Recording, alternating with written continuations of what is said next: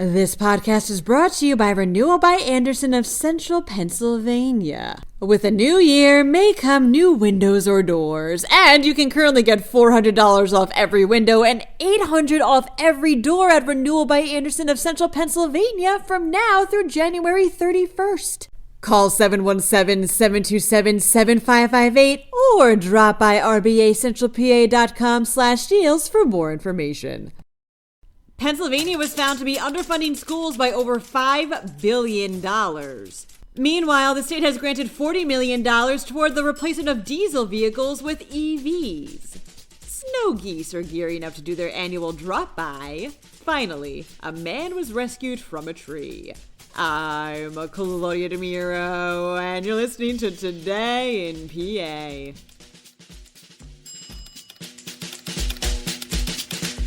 The Basic Education Funding Commission created a report to review how Pennsylvania distributes money to public schools, reports the Associated Press. And, as a requirement, mind you, to provide recommendations to lawmakers on how to update a formula that is supposed to guide these distributions. What the report found was that schools are being underfunded by more than $5 billion, and, according to the recommendations, how the state should resume spending at least $300 million a year to support facilities, and to spend $955 million a year on schools that have disproportionately high taxes as a way to provide tax cuts for them. The report was approved last week in an 8-7 vote, meaning officials will attempt to try to close this funding gap immediately.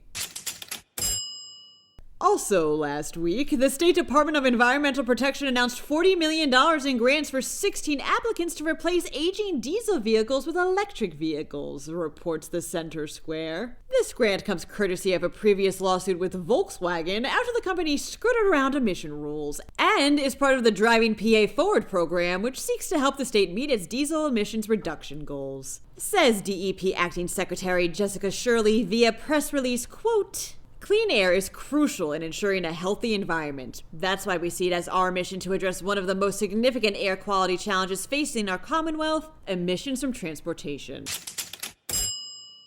It's that time of year, states Penn Live. People can flock to Middle Creek Wildlife Management Area in Lancaster and Lebanon County soon to watch the snow geese and tundra swan as they make a pit stop during their migration south. They may start their journey as early as now, but also can start in February or even March. For more information on what to keep in mind for your visit, click on the related podcast link.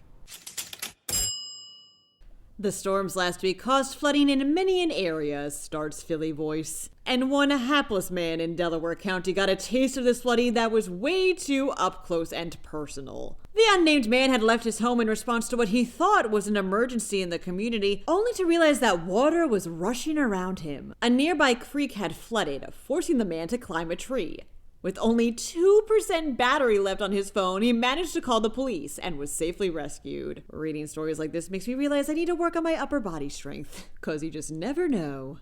That wraps up today's episode. For even more news, visit PennLive.com. And please remember to rate this podcast and to leave it an honest review if you can. Thanks ahead of time, and of course, thanks for listening. I'm Claudia DeMiro, and I'll be back again tomorrow for another round of Today in PA.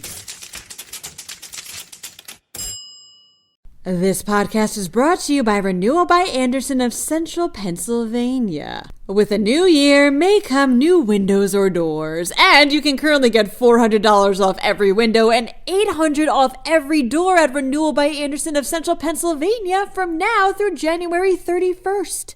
Call 717-727-7558 or drop by rbacentralpa.com/deals for more information.